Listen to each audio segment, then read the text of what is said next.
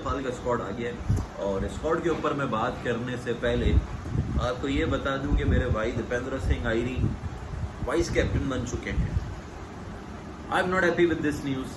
अब लोग कहेंगे आयरी अच्छा कर रहा, नहीं यार। संदीप, अगर रोहित के बाद अगर किसी को आपको देखना, संदीप ने परफॉर्मेंस दी है नेपाल रेड से, उसी को बनना चाहिए था। क्योंकि 2024 की अगर आप परफॉर्मेंस देखो दीपेंद्र सिंह आयरी की, तो टोटल उन्होंने 50-50 रन बनाए, 7 या 8 या 9 की एवरेज से।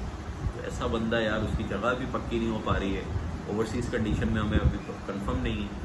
खैर, Rohit Paudel as a captain जा रहे हैं। मुझे ये नहीं समझ आया कि रोहित ने कोई ट्रेनिंग कैंप जो आपका फेज़ 2 का हुआ, वो अपने चाय के ढाबे पे थे या कहाँ थे, बीमार थे, क्या थे, कोई रिपोर्ट आपने नहीं दी। डायरेक्ट आप कैप्टन बना के दोबारा से वहाँ भेज रहे हो। भेज तो रहे हो भाई, मुझे लग रहा है ये लास्ट सीरीज़ है रोहित की एज ए कैप्टन। अगर वो अच्छा परफॉर्म नहीं करते, अगर अच्छा कर देते तो फिर तो कंटिन्यू होगा, वरना कैप्टन चेंज हो जाएगा। तो आई थिंक रोहित आखिरी चांस मिला है, तो इसको दोनों हाथों से ले लो मेरे भाई, और ये लर्निंग और ये रोना और ये गाना छोड़ दो और अब परफॉर्म कर लें। स्क्वाड देखते हैं भाई, स्क्वाड सब बहुत लड़के यंगस्टर गायब किए गए हैं।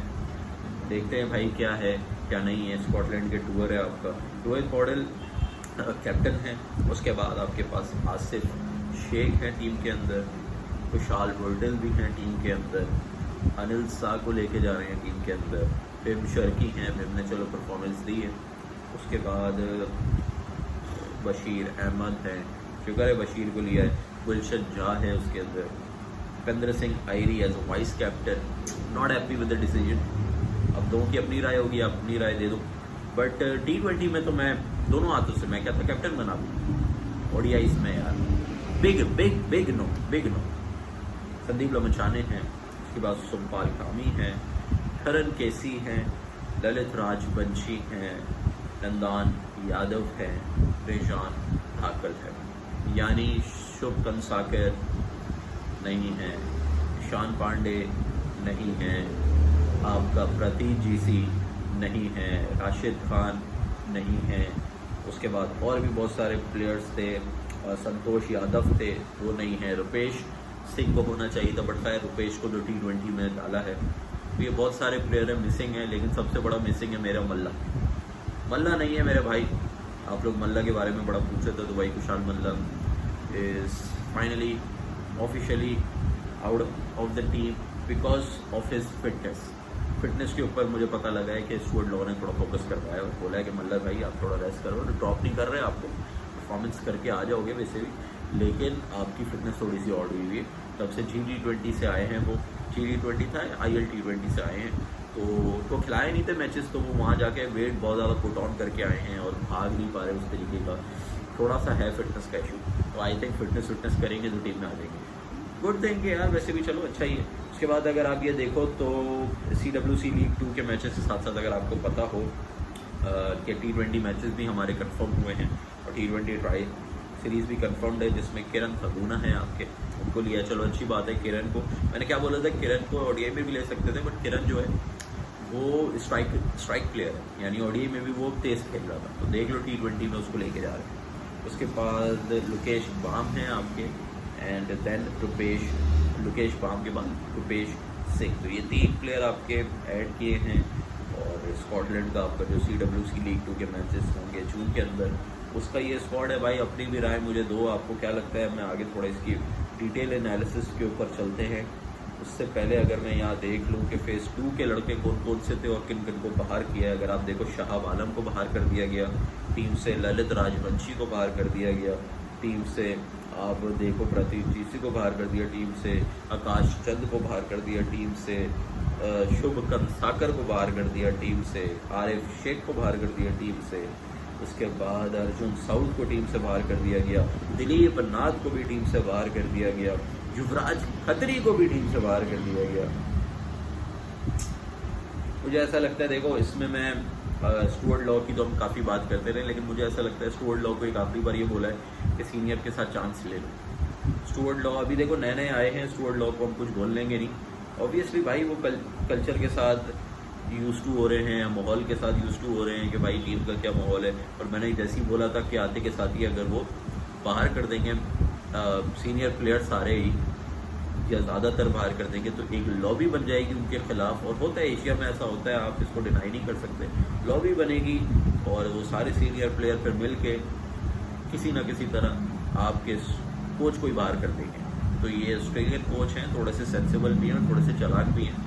उनको पता है कि मुझे लेके चल, मैं परफॉर्मेंस बेस बाहर करूँगा, कोई लॉबी नहीं बन सकती, कोई कुछ नहीं बोल सकता। अगर मैं ऐसे ही उखाड़ पछाड़ करके सबको बाहर कर दूँ तो मेरे लिए ख़तरा है, उनके खुद के लिए भी ख़तरा है, और फिर माहौल बिल्कुल ही ख़राब हो जाएगा। तो लेट्स सी कि यार एक बड़े सीरीज से पहले चांस दे दिया जाए, दे रहे हैं, बट मुझे उम्मीदें इतनी नहीं लगती हैं, क्योंकि यार बड़े प्लेयर थे, आपने उनको बाहर कर दिया। एटलीस्ट आप यार ललित को तो लेके जाते, बल्कि ललित है, सॉरी ललित है टीम के अंदर। ललित को मैंने वही कहा, ललित को तो बिठा ही नहीं सकते, ललित टीम में है, लेकिन यार सुबकन साकर हो गया, दिलीप नाथ हो गया, और भी बहुत सारे। चलो कोई बात नहीं, यंग प्लेयर्स हैं, क्योंकि हम जो है ना, हम थोड़े से, आपको पता है, बेसब्रे लोग बहुत। अगर यहाँ पे यंगस्टर फेल हो जाते तो हम कल को ही उनको टीम से बाहर करने की बात करते थे, और अगर यहाँ पे यंगस्टर चल जाते तो हम उनको स्टार बना देते। एक ही दिन में हम स्टार भी बनाते, एक ही दिन में हम नीचे भी गिरा।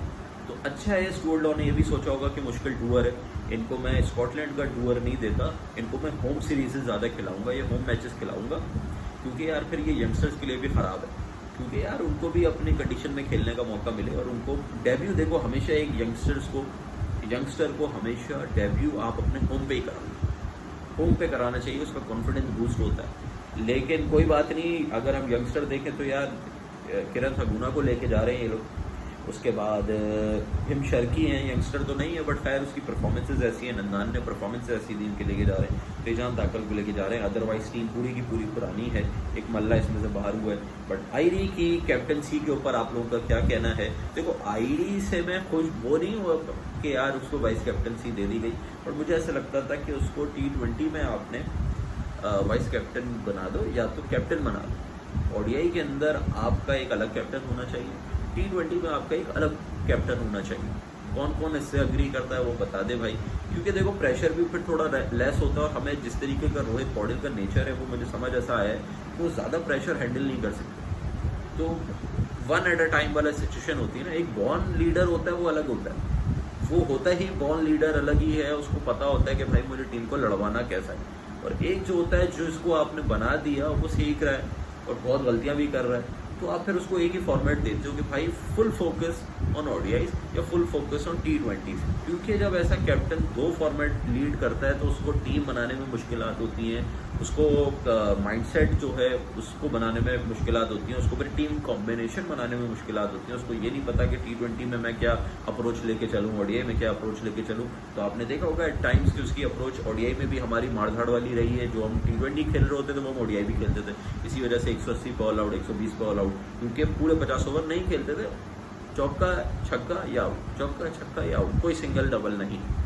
खैर अभी देखते हैं स्टुअर्ट लॉ इसको कैसे लेके चलते हैं। मैं तो विम से एक्साइटेड हूँ, really excited to see Bhim Sharki कैसा करते हैं, he is in top form right now. Kushal Bhurtel से एक्साइटेड हूँ, but Kushal Bhurtel is not consistent, he is an inconsistent player. उनकी कंसिस्टेंसी के ऊपर थोड़े से मुझे डाउट्स रहते हैं हमेशा, बट जब वो चलता है तो वो बहुत अच्छा चलता है, ये उसका एक अच्छा पॉजिटिव है। आसिफ शेख के रन्स बिल्कुल नहीं आए, नहीं रन्स किए, और उनकी टीम बिल्कुल बॉटम पे रही, मैच नहीं जीत पाए कोर कैप्टन। इसी तरह पॉडेल कोई रन्स नहीं आए, एज अ कैप्टन जा रहे हैं।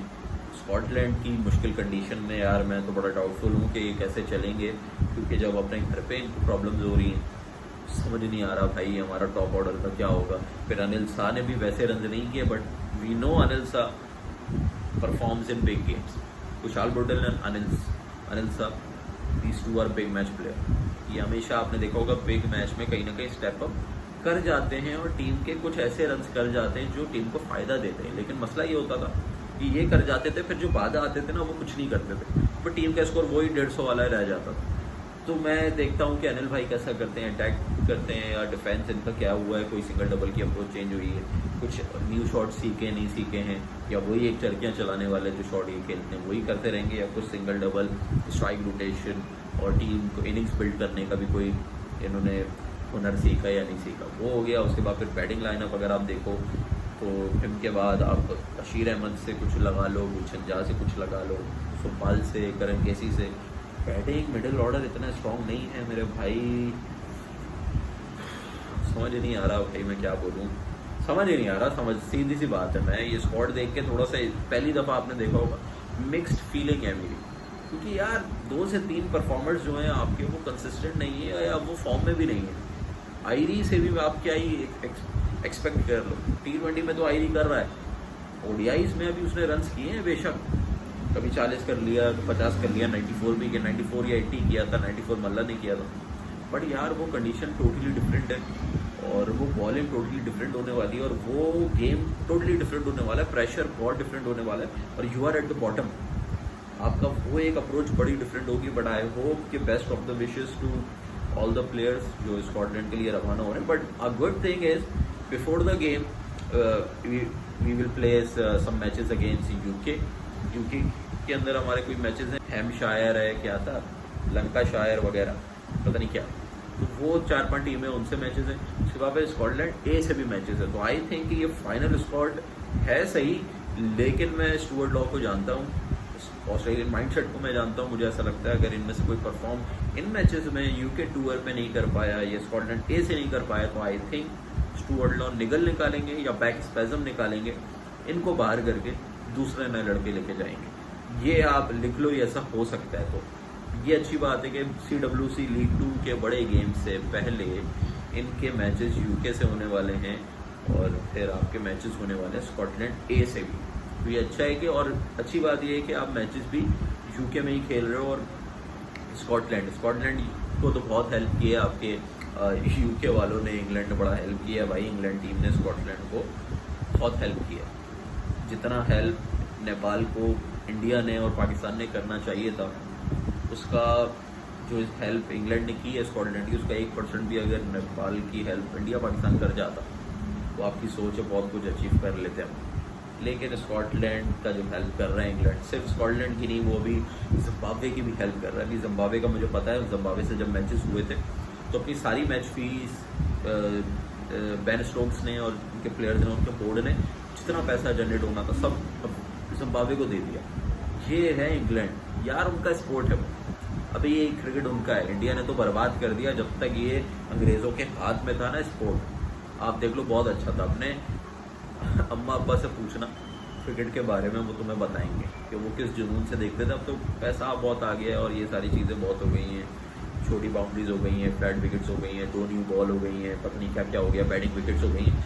अदरवाइज लेकिन इंग्लैंड ने बहुत कुछ किया है क्रिकेट को ग्रो करने के लिए, वो करता ही करता है।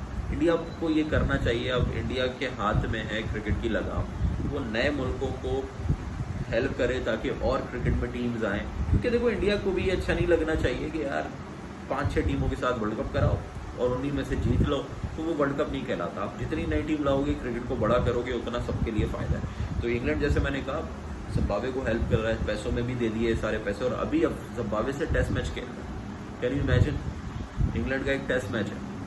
तो ये चीज़ें वो करते रहते हैं, आज से नहीं कर रहे, बहुत पहले से। इसी तरह स्कॉटलैंड से वो खेले, आयरलैंड से उन्होंने टेस्ट मैच खेला है यार।